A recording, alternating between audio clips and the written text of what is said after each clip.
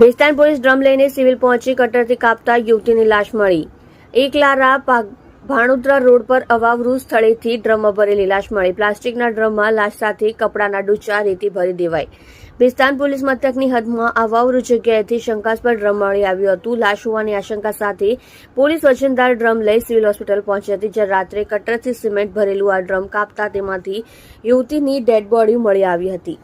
ચકચાર મચી ગઈ હતી. ગળે ટૂંપો આપી હત્યા કર્યા બાદ લાશની પ્લાસ્ટિકના ડ્રમમાં કાપડના ડૂચા રેતી સિમેન્ટ સાથે ભરી દઈ એકલારા ખાતે ફેંકી દેવાયું હતું. ફિલ્મી ઢબે યુવતીના હત્યાકાંડની પોલીસે તપાસ શરૂ કરી છે.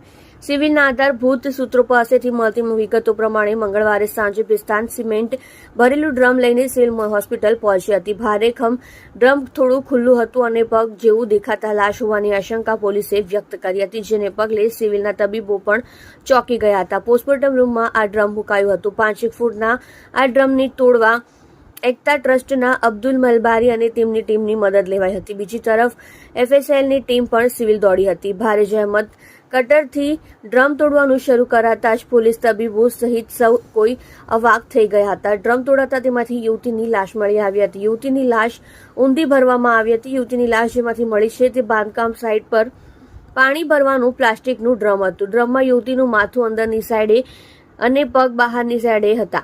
ડ્રમમાં લાશ ઉપરના કપડામાં ડૂચા રેતી સિમેન્ટ પણ ભરવામાં આવ્યા હતા. 250 કિલોનું ડ્રમ ટેમ્પોમાં લવાયું. લાશને છુપાવવા રેતી અને સિમેન્ટ એટલી હદે ભરવામાં આવી હતી કે ડ્રમનું વજન 200 થી 250 કિલોગ્રામ જેટલું હતું. પોલીસને વિમર્શણી હતી કે આટલું ભારેખમ ડ્રમ લઈ કઈ રીતે જવું. છેવટે ટેમ્પોમાં ભરી ડ્રમ સિવિલ લવાયું હતું. ટૂંપો આપ્યાનું અનુમાન. આજે ફોરેન્સિક પોસ્ટમોર્ટમ. પોલીસ સૂત્રોના જણાવ્યા પ્રમાણે મૃતક યુવતીની ઉંમર 30 વર્ષની હોવાનું લાગે છે. લાશ એકલારા ભાડોદરા રોડ પર એક અવાવરૂ જગ્યાએથી મળી આવતી હતી. યુવતીને ગળે ટૂંપો આપી હત્યા કરાઈ હોવાનું પોલીસ તબીબોનું અનુમાન છે. 2-3 દિવસ પહેલા યુવતીની હત્યા કરાઈ હોવાની શક્યતા છે. લાશ અત્યંત ખોવાઈ ગયેલી હોય હાલતમાં છે અને માથા પર વાળ પણ બચ્યા નથી. આવતીકાલે સિવિલમાં લાશનું ફોરેન્સિક પોસ્ટમોર્ટમ કરાશે, જેમાં હત્યા કેવી રીતે થઈ અને ક્યારે થઈ તે સ્પષ્ટ થશે. હત્યા છુપાવવાનો કારસો જોઈ પોલીસ ચોંકી ઉઠી. યુવતીની હત્યા કરી લાશનો નિકાલ કરવામાં હત્યારાઓએ આચરેલી ટ્રેક જોઈ પોલીસ તબીબો વિચારતા થઈ ગયા હતા. મોડી રાત્રે ઉચ્ચ પોલીસ અધિકારીઓ સિવિલ દોડી ગયા હતા.